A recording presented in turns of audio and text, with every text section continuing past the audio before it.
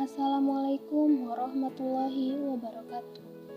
Salam sejahtera untuk kita semua. Halo teman-teman, jumpa lagi dengan saya Tina Alina Sofiani Putri, mahasiswa Institut Manajemen Wiyata Indonesia, Prodi Manajemen. Di sini saya akan sedikit memaparkan monopolistik dan oligopoli. So, langsung simak aja ya. Monopolistik adalah salah satu pasar yang dimana terdapat banyak produsen yang memproduksi atau menghasilkan barang serupa, tetapi mempunyai perbedaan dalam beberapa aspek. Penjual di pasar monopolistik tidak terbatas, tetapi setiap produk yang dihasilkan pasti mempunyai karakter tersendiri yang membedakannya dengan produk-produk lainnya. Di pasar persaingan monopolistik, harga bukanlah suatu faktor yang dapat mendongkrak penjualan, tetapi bagaimana kemampuan produsen atau perusahaan menciptakan citra yang baik di dalam benak konsumen atau masyarakat, sehingga membuat mereka ingin membeli produk tersebut meskipun dengan harga yang agak mahal. Oleh sebab itu, setiap perusahaan yang berada dalam pasar monopolistik harus selalu aktif mempromosikan produknya sekaligus menjaga citra baik perusahaan. Persaingan bisnis merupakan hal yang wajar di dunia perindustrian. Setiap perusahaan berlomba-lomba menawarkan berbagai macam keunggulan dan manfaat produk yang dipasarkannya dengan tujuan untuk memperoleh keuntungan. Kompetisi monopolistik. Persaingan monopolistik lebih dekat ke ujung kompetitif spektrum. Hal ini paling baik dipahami sebagai situasi di mana ada banyak perusahaan yang bersaing, tetapi di mana masing-masing perusahaan tetap memiliki beberapa tingkat kekuatan pasar, sehingga disebut kompetisi monopoli. Setiap perusahaan memiliki beberapa keluasan untuk menetapkan harga untuk produknya. Yang pertama, asumsi persaingan monopolistik. Ada dua hal penting. Yang pertama, ada cukup banyak perusahaan. Yang kedua, ada kebebasan masuknya perusahaan baru ke dalam industri. Oleh karena itu, dalam dua hal ini, persaingan monopolistik seperti persaingan sempurna. Ketika mempertimbangkan persaingan monopolistik, penting untuk mempertimbangkan jarak yang bersedia ditempuh konsumen untuk membeli suatu produk. Yang kedua, ada keseimbangan pasar. Yang pertama, lari jarak pendek. Seperti struktur pasar lainnya, keuntungan dimaksimalkan pada output di mana MC sama dengan MR. Seperti halnya persaingan sempurna adalah mungkin bagi perusahaan untuk bersaing secara monopolistik untuk menghasilkan laba supernormal dalam jangka pendek. Berapa banyak laba yang dihasilkan perusahaan dalam jangka pendek tergantung pada kekuatan permintaan. Yang kedua, jangka panjang. Jika tipikal perusahaan memperoleh laba supernormal, perusahaan baru akan memasuki industri dalam jangka panjang. Ketika perusahaan baru masuk, mereka akan mengambil beberapa pelanggan dari perusahaan yang sudah mapan. Oleh karena itu, permintaan akan produk perusahaan yang sudah mapan akan turun kurva permintaan (KR). Mereka akan bergeser ke kiri dan akan terus demikian selama laba supernormal tetap ada dan demikian perusahaan baru tetap masuk. Yang ketiga, ada keterbatasan model. Yang pertama, informasi mungkin tidak sempurna. Yang kedua, perusahaan cenderung berbeda satu sama lain.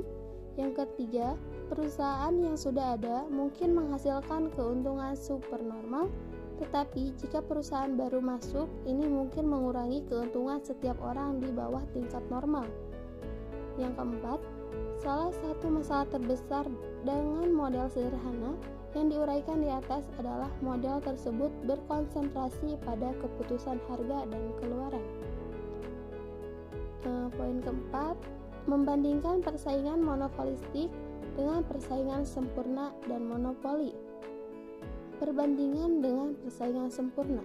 Suatu perusahaan berada di bawah persaingan sempurna Dengan demikian, menghadapi kurva pemerintahan horizontal, yang lain berada di bawah persaingan monopolistik, dan dengan demikian menghadapi kurva permintaan yang miring ke bawah. Asumsi penting di sini adalah bahwa perusahaan akan memiliki kurva biaya rata-rata jangka panjang yang sama dengan kedua kasus tersebut. Berdasarkan asumsi tersebut, dapat disimpulkan terdapat dua prediksi tentang persaingan monopolistik. Yang pertama, lebih sedikit yang akan dijual dan dengan harga yang lebih tinggi. Yang kedua, perusahaan tidak akan berproduksi dengan biaya paling rendah.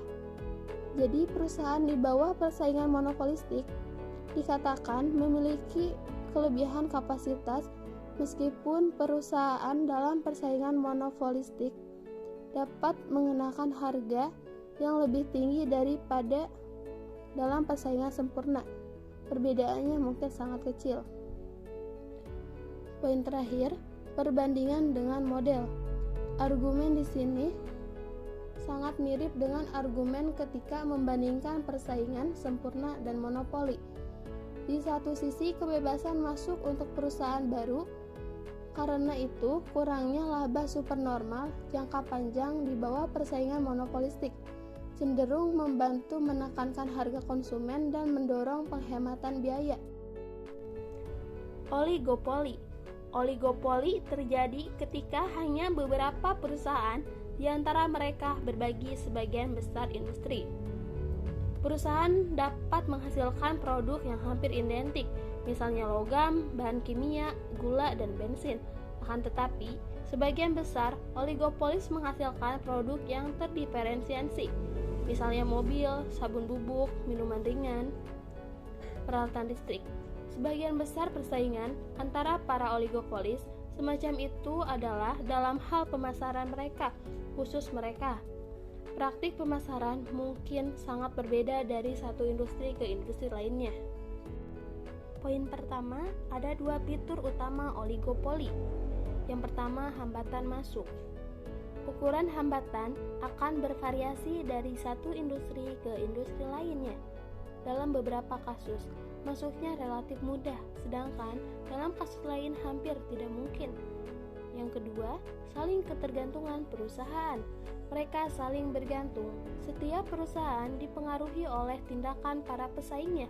Jika suatu perusahaan mengubah harga atau spesifikasi produknya, misalnya akan jumlah penjualan para pesaingnya akan terpengaruh.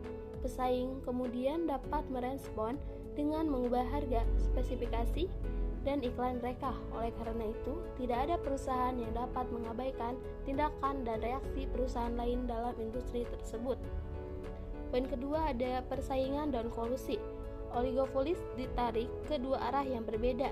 Di sisi lain, mereka akan tergoda untuk bersaing dengan saingan mereka untuk mendapatkan bagian yang lebih besar dari keuntungan industri untuk diri mereka sendiri.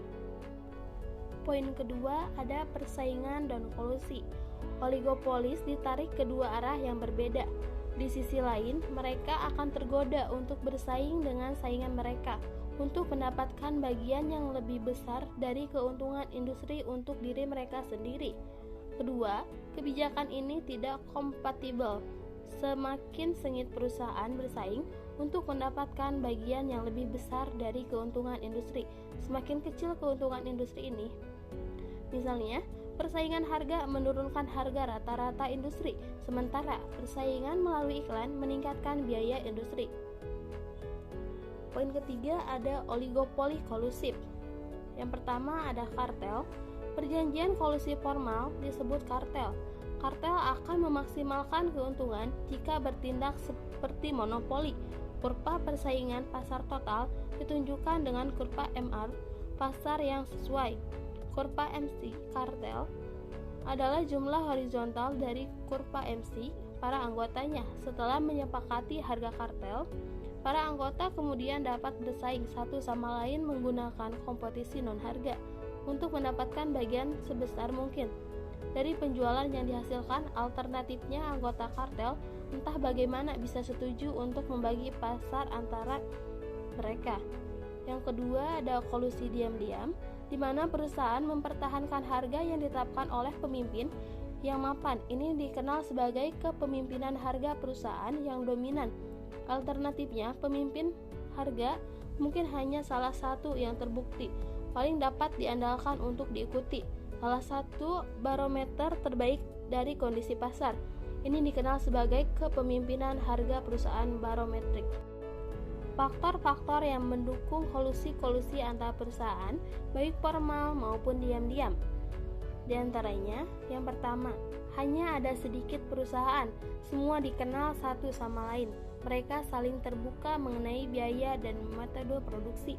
Yang kedua, mereka memiliki metode produksi dan biaya rata-rata yang serupa, sehingga cenderung ingin mengubah harga pada saat yang sama dan dengan presentase yang sama. Yang ketiga, menghasilkan produk serupa, dan dengan demikian dapat lebih mudah mencapai kesepakatan harga. Yang keempat, ada perusahaan yang dominan. Yang kelima, pasar stabil. Jika permintaan industri atau biaya produksi berfluktuasi secara liar, akan sulit untuk mereka membuat kesepakatan. Poin keempat, ada oligopoli non-kolusi, asumsi tentang perilaku saingan. Poin pertama, ada asumsi bahwa saingan menghasilkan kuantitas tertentu. Salah satu asumsinya adalah bahwa saingan akan menghasilkan sesuatu yang khusus. Kuantitas ini kemungkinan besar ketika pasar stabil dan saingan telah memproduksi jumlah yang relatif konstan selama beberapa waktu. Maka tugas individu oligopolis ini adalah memutuskan harga dan kuantitasnya sendiri dengan mempertimbangkan output persaingannya. Yang pertama, asumsi bahwa pesaing menetapkan harga tertentu, model Bertrand. Asumsi alternatifnya adalah bahwa perusahaan saingan menetapkan harga tertentu dan menaatinya. Skenario ini lebih realistis ketika perusahaan tidak ingin mengecewakan pelanggan dengan perubahan harga yang sering atau ingin menghasilkan katalog yang menentukan harga. Maka tugas seorang oligopolis tentu adalah memilih harga dan kuantitasnya sendiri berdasarkan harga yang ditetapkan oleh para pesaingnya. Hasilnya adalah salah satu pemotongan harga sampai semua keuntungan supernormal, sehingga alasannya sederhana. Yang kedua, asumsi kurva permintaan yang bengkok. Setiap oligopoli akan menghadapi kurva permintaan, yaitu bengkok pada harga dan output saat ini. Kenaikan harga akan menyebabkan penurunan penjualan yang besar karena pelanggan beralih pesaing yang harganya relatif lebih rendah. Dengan kemudian, perusahaan akan enggan menaikkan harganya. Permintaan relatif elastis di atas ketegaran. Di sisi lain, penurunan harga hanya akan membawa sedikit peningkatan penjualan karena para pesaing juga menurunkan harga mereka, dan oleh karena itu pelanggan tidak beralih. Dengan demikian perusahaan juga akan enggan untuk menurunkan harganya. Poin kelima, ada oligopoli dan konsumen. Oligopoli artinya bertindak secara kolusif dan bersama-sama memaksimalkan keuntungan industri. Oligopoli dapat menggunakan sebagian dari keuntungan supernormal untuk penelitian dan pengembangan, dan oligopoli sangat berbeda kinerjanya. Poin ke-6, teori permainan. Sebuah perusahaan akan bertanya pada dirinya sendiri dua pertanyaan kunci. Yang pertama, berapa banyak yang bisa lolos tanpa menghasut pembalasan? Poin kedua, jika para pesaing melakukan pembalasan perang, harga terjadi, apakah ia akan mendapatkan atau kehilangan beberapa atau semua persaingannya? Poin ketujuh, pentingnya pemilihan waktu. Pentingnya pemilihan waktu, sebagian besar keputusan oligopolis dibuat oleh satu perusahaan pada satu waktu daripada secara bersamaan oleh semua perusahaan. Terkadang sebuah perusahaan akan mengambil inisiatif. Poin ke-8, kegunaan teori permainan keuntungan. Dengan demikian, sulit bagi seorang ekonom untuk memprediksi dengan akurat berapa harga, output, dan tingkat periklanan yang dipilih perusahaan. Masalah ini terparah dan dengan sulitnya memprediksi jenis-jenis strategi secara aman, beresiko tinggi kompromi yang akan diadopsi oleh perusahaan. studi kasus struktur pasar Telkomsel dan Indosat oligopoli. Temasek Holding Pte. Ltd. atau biaya disebut Temasek memiliki 41% di nomor atom 78 Indosat Tbk dan 30 modal Peru persen di nomor atom 78 Telkomsel. Berdasarkan informasi kepemilikan saham ini, maka tidak salah jika masyarakat menilai bahwa ada konflik kepentingan dalam penanganan manajemen operasional di kedua perusahaan telekomunikasi tersebut. Prinsip pangsa pasar cukup besar di Indonesia ketika sebuah perusahaan didirikan dan selanjutnya menjalankan kegiatannya. Prinsipnya menjadi tujuan utama dari perusahaan tersebut adalah mencari keuntungan setinggi-tingginya dengan prinsip pengeluaran biaya, prinsip seminimum mungkin. Begitu juga dengan prinsip pemilikan saham. Pemilikan saham sama artinya dengan pemilikan perusahaan. Kepemilikan perusahaan oleh seseorang atau badan atau lembaga korporasi tertentu bertujuan bagaimana pemilikan tersebut dapat menghasilkan keuntungan terhadap diri sepemilik saham tersebut. Bicara keuntungan, tentu kita tidak hanya berbicara tentang keuntungan uang, tetapi juga tentang keuntungan non-uang, seperti memiliki informasi penting, penguasaan efektif, pengatur kebijakan, dan lain-lain. Oleh karena itu, kepemilikan saham Temasek di kedua perusahaan tersebut menarik untuk diamati dalam rangka mencermati apakah adenosin diaminase menciptakan persaingan tidak sempurna untuk kepemilikan saham tersebut dalam bentuk oligopoli kolusif. Pada awalnya, Temasek masuk ke pasar telekomunikasi Indonesia melalui dispensasi atom nomor 78 Indosat Tbk pada tahun 2002 dengan cara membeli saham tidak langsung. Artinya, pada saat itu prinsip membeli saham Indosat adalah Singapore Technologies Telemedia Pte. Ltd. atau STT. Melalui suatu perusahaan, prinsip khusus didirikan untuk membeli saham Indosat, yaitu Indonesia Communication Restricted atau ACL. Sedangkan STT sendiri adalah perusahaan telekomunikasi terbesar kedua di Singapura. Prinsip 100% sahamnya dimiliki oleh Temasek Holding Pte. Ltd. Jadi, dari susunan versia atau pola kepemilikan saham, prinsip berlapis-lapis di Indosat tersirat adenosin diaminase, suatu prinsip kepentingan tidak hanya bertujuan untuk mencari keuntungan uang semata-mata, tetapi lebih dari versia itu. Pertanyaannya adalah, apakah prinsip keuntungan non-uang sebenarnya dari Temasek? Jawaban sederhana atas pertanyaan ini adalah perjalanan waktu prinsip KWA menentukan, tetapi sebenarnya tujuan tersebut adalah dapat segera diketahui jika pihak Indonesia memiliki niat untuk mengetahuinya. Hal ini tentu KWA mudah menemukan dengan berbagai metode atau teknik investigasi untuk menentukan maksud dan niat di balik pembelian saham Indosat oleh Temasek tersebut. Yang terakhir ada kesimpulan. Persaingan monopolistik terjadi di mana terdapat kebebasan masuk ke industri dan cukup banyak perusahaan yang beroperasi secara independen satu sama lain. Tetapi di mana masing-masing perusahaan memiliki kekuatan pasar sebagai hasil dari produksi produk atau jasa yang berbeda. Perusahaan persaingan monopolistik mungkin memiliki skala ekonomi yang lebih kecil daripada monopoli dan melakukan lebih sedikit penelitian dan pengembangan, tetapi persaingan dapat mempertahankan harga lebih rendah daripada di bawah monopoli. Apakah akan ada lebih banyak atau lebih sedikit pilihan bagi konsumen? Masih bisa diperdebatkan. Oligopoli adalah di mana hanya ada beberapa perusahaan dalam industri dengan hambatan masuknya perusahaan baru. Perusahaan mengakui saling ketergantungan mereka. Oligopolis ingin memaksimalkan keuntungan bersama mereka. Ini akan cenderung membuat mereka berkolusi untuk menjaga harga tetap tinggi. Mungkin cukup sekian pemaparan materi kali ini. Jangan lupa like, comment, and subscribe. Saya Tina Alina Sofiani Putri. Wassalamualaikum warahmatullahi wabarakatuh.